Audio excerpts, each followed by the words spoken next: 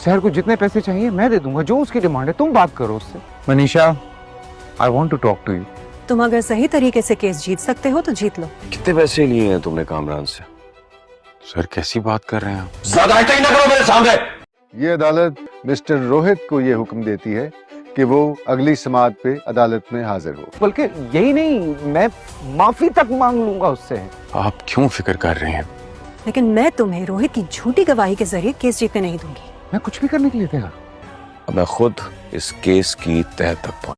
शहर के केस की समाअत होती है और जज साहब हुक्म दे देते हैं कि अगली समाअत में रोहित का बयान रिकॉर्ड किया जाएगा। कामरान काफ़ी ज़्यादा परेशान होता है और रोहित से जाके बताता है कि अगली समाअत में तुम्हारा बयान रिकॉर्ड किया जाएगा। वो उसके साथ उसके घर भी जाता है कि मनीषा से बात करें। मनीषा से बात करने से पहले वो उसे कहता है तुम मेरा साथ दो, तो उसे साफ साफ कह देती है कि तुम्हें समझते हो कि तुम रोहित से उसका झूठा बयान दिलवा दोगे तो ऐसा मुमकिन नहीं है, क्योंकि वो पहले ही रोहित से कह चुकी है कि तुमने ऐसा कुछ भी किया तो उसकी ज़िंदगी से हमेशा के लिए चली जाएगी।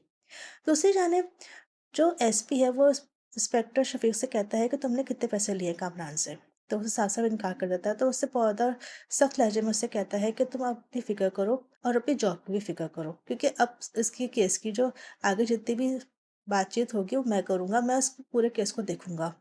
अब इंस्पेक्टर शफीक शफीक काफ़ी ज़्यादा परेशान हो जाता है क्योंकि उसका तो पोलक खुल जाएगा।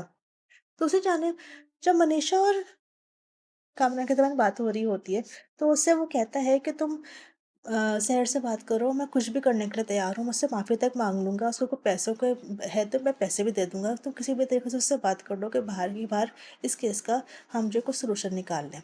तो वो उसका इनकार कर देती है, उसे कहती है अगर ऐसा ही है तो मैं अभी के अभी उसको कॉल करती हूँ, उसको बता देती हूँ कि वो तुमसे डील कर रहा है।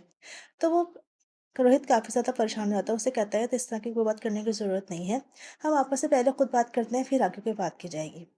और उसी वक़्त उसके फ़ोन की घंटी बजती है क्योंकि सैर उसे कॉल कर रही होती है।